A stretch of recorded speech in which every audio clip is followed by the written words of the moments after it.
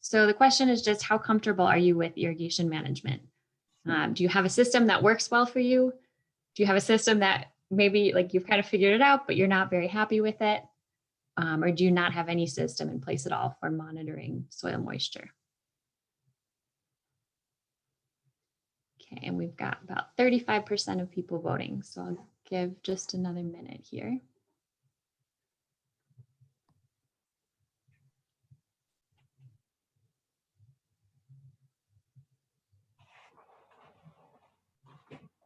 Okay, we can stop there. Okay, so about 50% of people do not have a system in place for monitoring soil moisture and timing irrigation. About 30% have a system that works well, and some have systems that are in place, but they're not very happy with it. So actually, I would love to hear from those of you who say you have a system in place that works really well. If you want to just write in the chat box what that system is, I would love to hear from you what systems you have that are working. And while you do that, I actually just have one slide about this. So basically, this is one of the most common issues that I see as an extension educator. So I talk to farmers from all over the state, get a lot of questions all summer long about plants that don't look quite right. And people are wondering what's going on.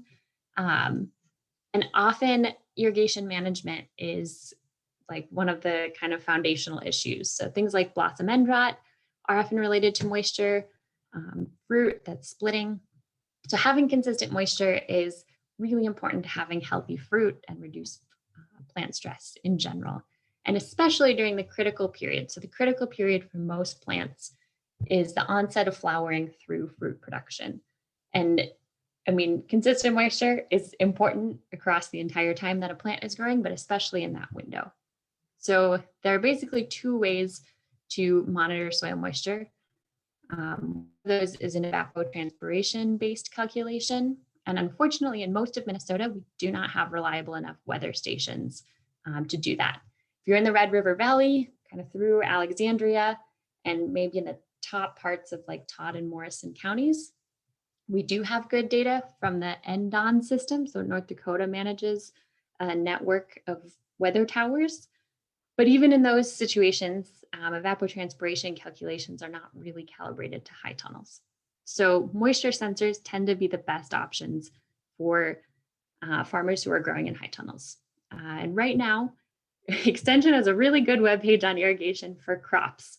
And we're working on one for vegetables, but it's not quite ready yet. But this is actually a really good page that I encourage you all to look at. Even though it's for crops, the information is pretty universal. So basically, there are two different types of sensors, tensometers or volumetric sensors.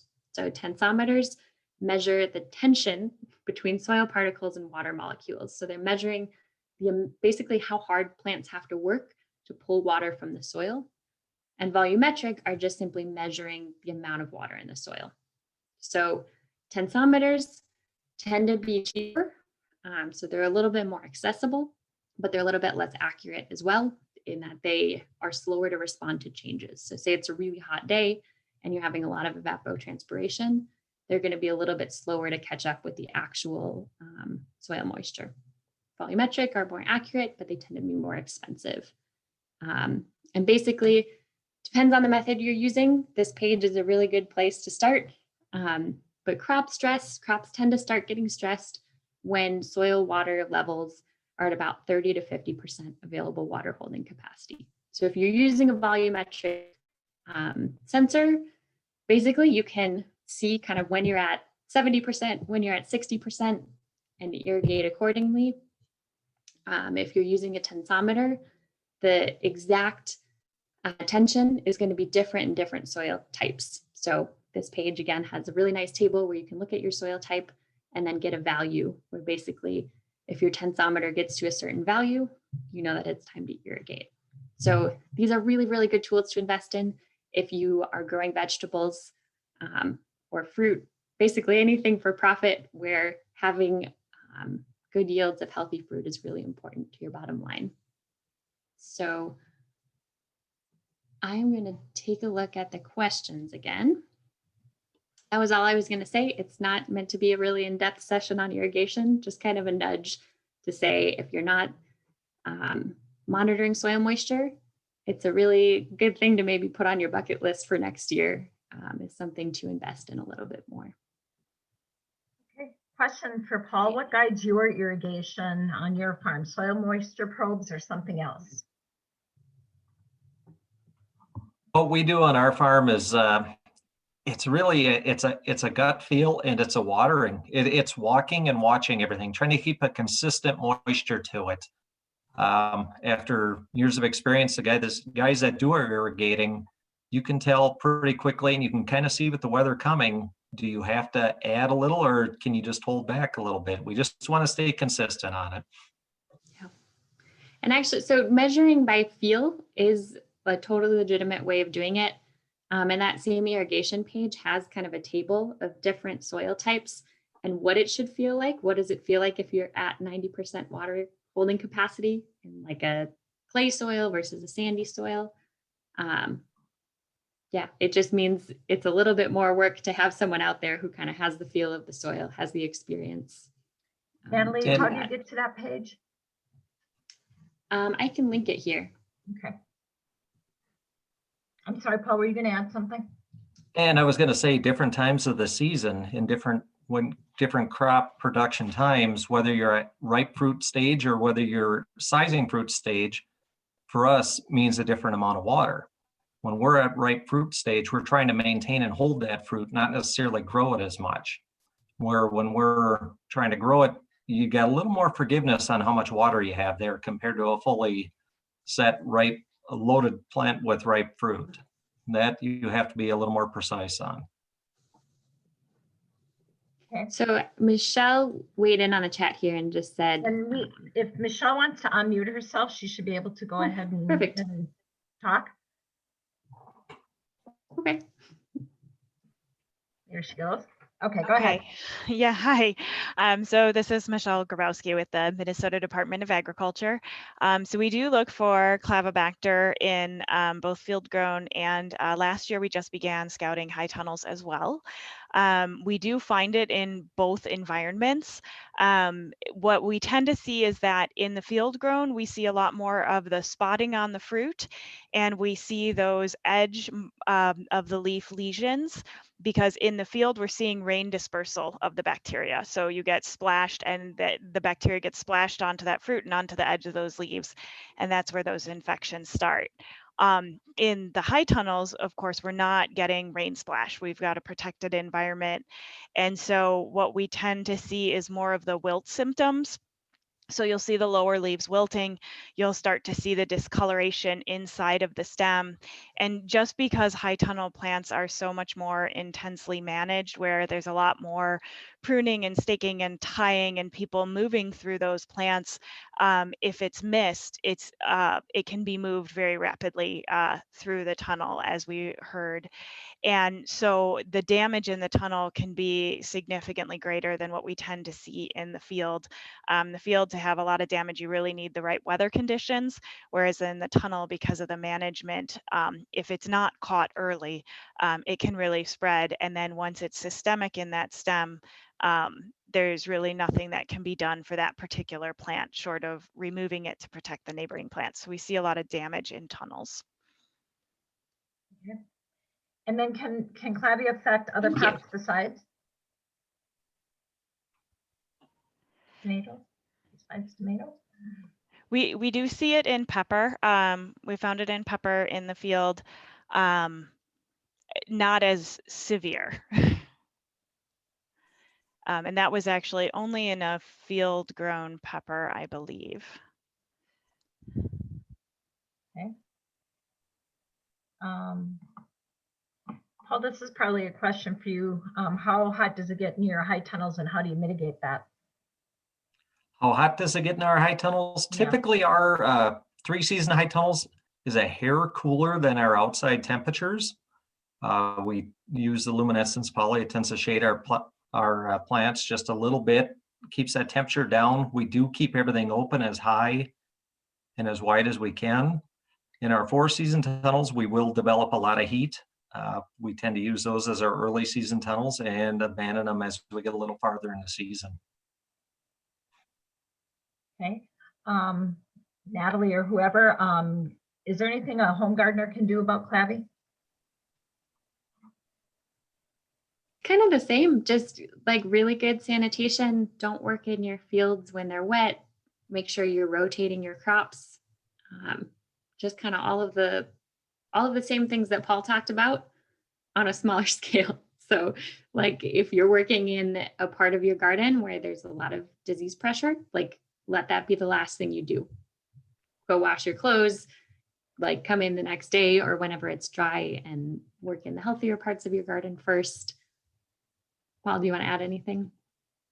Another thing is just learn what you're dealing with. A lot of times we look at plants and we instantly think clavy, but it could be a type of mold. And one thing that we've noticed in the high tunnels is clavy tends to manifest itself as our plants reach the highest point of stress, which is when they're fully loaded with fruit and just starting to ripen. Typically before that, the plants have enough vigor to work their way through it. But that's the time when we start seeing the wilting that Michelle was talking about. It's just when those plants hit the highest amount of stress. And then, it's a hard thing to say, but sometimes culling is the best thing to do. Pull those plants out. An ounce of prevention is worth a pound of cure. Save yourself a lot of headaches. Okay. How do you recommend removing lower leaves on indeterminate tomatoes as the season goes on? They've heard that people sometimes do that to control leaf diseases. At Untiedt, we remove all our lower leaves as we work our way up the clusters, just to allow more air movement. It's more or less preventing some of those leaf molds that some people are asking about. Anything you can do to prevent future problems, it's usually worth it. Okay. How long does leaf mold and early blight remain in the soil? Anybody? I just had to pull this up. Looks like early blight, it says rotate for at least 2 years. Leaf mold may be a little less long. The extension page here says spores can survive in the soil up to a year, basically above ground. So in general, we really recommend that people rotate out of tomatoes for 3 to 4 years, but obviously that is not always the reality. So rotate as well as you can, basically. And someone asked about the Latin names. I'm just going to post these in the chat here. Okay. I'm going to take that one down then. And then what's the status on tomato brown? Is it rugose fruit virus? I'm going to have to look that up. This is Michelle. Am I still live? Yeah. Yep, you are. Go ahead. Okay. So tomato brown rugose virus is an invasive pathogen that we are monitoring. We did do surveying for it last year. It is not currently been found ever in Minnesota. There was a situation where it was found in California. I believe that was a year or two ago. I'm sorry, I don't have that number off the top of my head. All of those plants were destroyed and it's considered eradicated. So this particular virus does not occur in the United States at this time. We are keeping an eye out for it. And so it is something that if you have questions about, you could reach out to me at the Department of Agriculture. And it's my name with michelle.grabowski at state.mn.us. I can actually put that in the chat. And we will likely be surveying for it in the upcoming growing seasons as well. So if you have, it's more likely what we're looking at it right now is in high tunnel or greenhouse growing production systems. So if you do have a high tunnel production that will be in tomatoes and would be interested, please reach out to me. And we are interested in going out to high tunnels again and looking for this particular virus. It is one that is similarly related to it's a tabama virus, which means it's like the tobacco mosaic or tomato mosaic virus. And so it can be easily spread on equipment and on hands. And so that is a concern. And it is the resistant varieties we have for tobacco and tomato mosaic are not effective against the tomato brown rugose fruit virus. So it is something we're interested in looking at, and I'll put my email in if you're interested in working with us this summer. Okay. Are there any other questions? Don't see any on the queue. There aren't. I was going to see if Paul just wanted to talk really briefly about ventilation. I know there aren't necessarily like fans set up in your tunnels, but you've got the sides open. So can you just talk about orientation of your tunnels and how you make sure there's enough ventilation? Our biggest thing with ventilation is as soon as we can, we open those tunnels. We keep them open as long as we can. We really, between my growers and myself, we actually have discussions every day on whether or not, are we trying to conserve the heat, or are we trying to ventilate the tunnel to keep the plant healthy? It's always that discussion you have to have when you have a high tunnel, is balancing it out.